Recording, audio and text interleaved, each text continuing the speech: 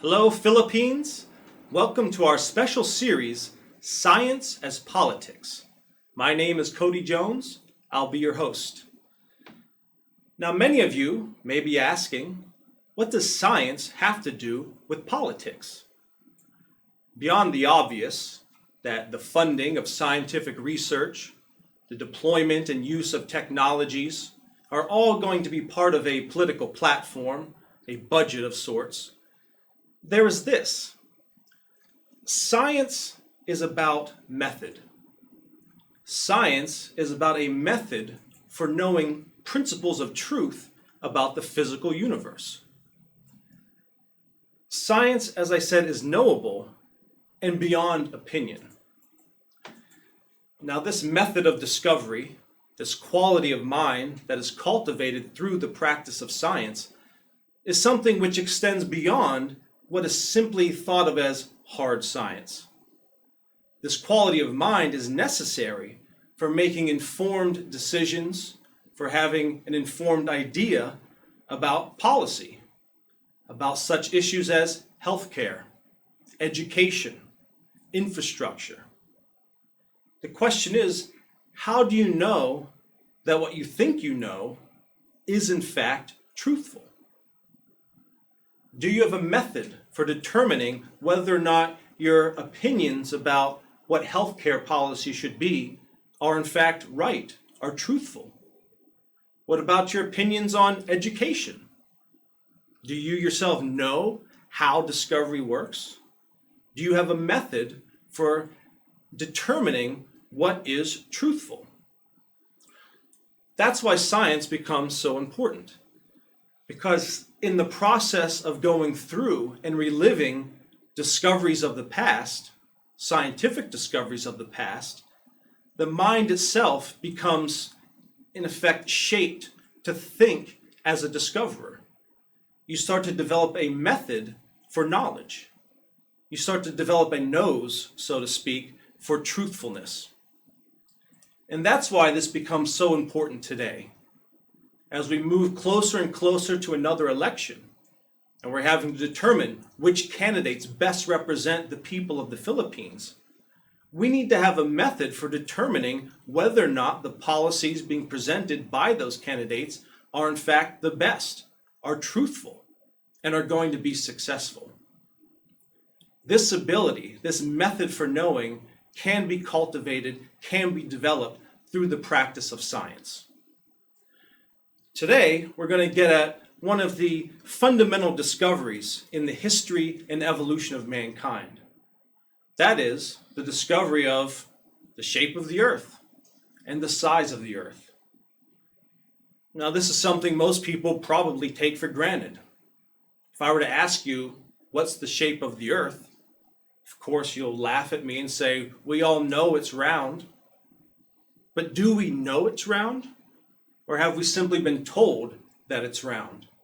Do we have the right opinion about it being round? And as to the size, of course, you'd say, well, I'll just look it up. I'll Google it. That'll tell me the size. But, of course, Google didn't exist 2,250 plus odd years ago when Eratosthenes first discovered the actual size of the earth. Now, just stepping back for a second, this question of the shape of the earth has become more relevant of late, has become a topic of discussion of late because of a famous basketball player, Kyrie Irving, which I know the Philippines, a lover of basketball, is many of you familiar with Kyrie Irving, familiar with the NBA. Now, Kyrie Irving currently is a guard with the Boston Celtics, formerly with the Cleveland Cavaliers, won a world championship with LeBron James, and for all intents and purposes, seems like a fairly educated, intelligent man. But within the last couple of years, he gained some notoriety for something other than basketball. He had been tweeting statements about the earth being flat. He had declared himself a quote-unquote flat earther. Now, many people, of course, laughed at him, ridiculed him. What kind of fool would think the earth is flat? But again, what if I were to ask you, do you know that the earth is round and not flat? How do you know? Have you ever truly discovered it to be true? Or is it just an opinion you have because everyone else seems to have that opinion and it was the right answer on a test some decades ago when you were in elementary school or what have you? The question again, how do you know that what you know is true? And this brings us again, as I said, to Eratosthenes. Eratosthenes was a Greek who lived in Alexandria, which is in the northern part of Egypt. And he conducted an experiment. This was in the year 240 BC, to determine, in fact, what is the size of the earth, and to, in effect, confirm through this experiment that we do live on a round planet and not on a flat surface. So here's how the experiment goes. As I said, Eratosthenes resided in Alexandria. Now he knew that on a certain day of the year, namely the summer solstice, which is a day of the year, happens one time a year, where the sun reaches its highest point. It's the longest day of the year, in fact.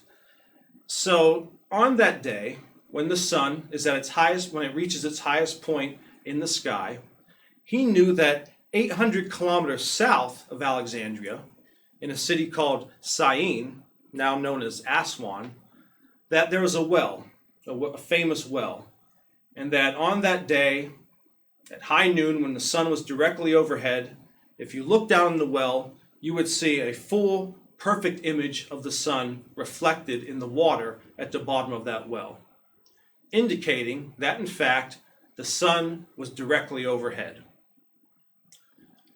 So the question that Eratosthenes asked was, on that same day of the year, where the sun is directly overhead and seen perfectly in this well, would the same effect occur 800 kilometers north in Alexandria?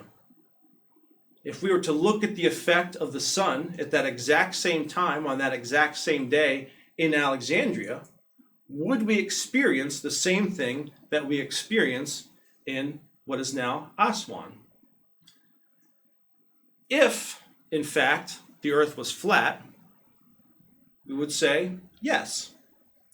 Because given the size of the sun relative to the earth, the rays of the sun seem to come in parallel to the perpendicular of the earth. Now, this is this size question. I'm not going to get into how we determine the size of the sun, but we've all had this experience where you can move around from various location to various location, say in the city or in your town during the day. And regardless of where you are, you look up and you see the sun in relatively the same place if it's in a short interval of time, which creates this effect of it seems like the sun is following you, right? As a little child, we've all sort of had that excitement, like, wow, the sun seems like it's following me. Everywhere I go, it's right there and seemingly the same place in the sky, even though I'm moving all around. Well, that's an effect of the fact that the sun is so large compared to the earth that it creates the perception that the sun, which is seemingly small in the sky, is following you. It's because it's so large. Now, because of that, it's going to create what is in effect parallel rays coming into the surface of the earth. So now, if the earth is flat and the rays of the sun are coming in parallel and hitting the surface perpendicular, which is why you get this effect in Aswan where the parallel rays are coming down and hitting perpendicular to the earth, and you're seeing a perfect reflection of the sun in that well, that it should be the case that on that same day and at the same time that occurs in Aswan, you should get the same effect everywhere else. That 800 kilometers north, where Eratosthenes was, if you were to look in a well or do what he did, which was to basically just hold a staff perpendicular to the earth that to measure the shadow, which if the rays are coming in parallel, and as you would get no shadow in Aswan at that time, you should also get no shadow in Alexandria at that exact same time on that same day, if the earth is flat. That was the experiment that Eratosthenes set up. So the question is, what did he see? Was he given evidence that the earth is in fact flat, thus seeing no shadow, as you would expect if the phenomenon or the effect in Alexandria was the same as in Syene? Or did he experience something different? Now that's the question we'll answer and we'll take up when we return from this short break. Katipunan ng Demokratikong Pilipino. Tatlong pangunahing issue. Dayaan sa eleksyon dahil sa Smartmatic. Dengvaksha, genocidal scam.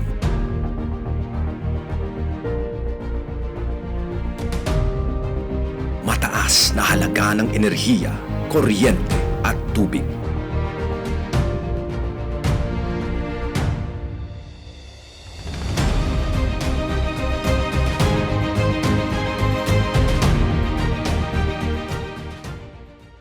Hello, and welcome back to our special series, Science as Politics. Again, I'm Cody Jones, and I'm your host. Now, as we were discussing before the break, what is knowledge? How do we know? We are getting at this through a reenactment or a reliving of a fundamental discovery in the history of science, that of the discovery of the size and shape of the earth. The answer of that question, something many people I think take for granted, but which I think it is important that we actually come to know. So, when we left off, we saw that Eratosthenes was in Alexandria, a city 800 kilometers north of Syene. Now, it was well known that on the day of the summer solstice, at high noon, that the sun would be directly overhead, as witnessed by the fact that when looking into a deep well in Syene, one saw a perfect image of the sun reflected in the pool of water at the bottom of that well. This would only be possible if, in fact, the sun was directly overhead and its rays were hitting perfectly perpendicular to the surface of the earth. The question became, what would we experience on that same day at that same time of year, 800 kilometers north? So what Eratosthenes did is he, using just a straight staff, he held the staff perpendicular to the earth to see what the effect of the sun hitting that staff would be. If the earth is flat, then the effect should be no shadow. Right? You should get the same effect in one place as you get in another place, given the size of the sun, the fact that the rays are coming in parallel. Hitting a flat surface, same effect everywhere. Is that what Eratosthenes experienced? No. What he found was that there was in fact a shadow cast. That shadow, was able to take the, based on the size of the shadow and the length of the rod he used, he was able to determine that the angle that the sun was hitting the staff was approximately 7.2 degrees. Now, using the rule of complementary angles on a circle, he was then able to see, 7.2 degrees, that's roughly 1/50th of 360 degrees. So he did a simple calculation. So he said, 7.2 degrees is 1/50th of 360 degrees. If 1/50th of 360 degrees gives me 800 kilometers, which was the distance between Syene and Alexandria, what would 360 degrees give me? What would the kilometer size be of that? So he just did the simple calculation.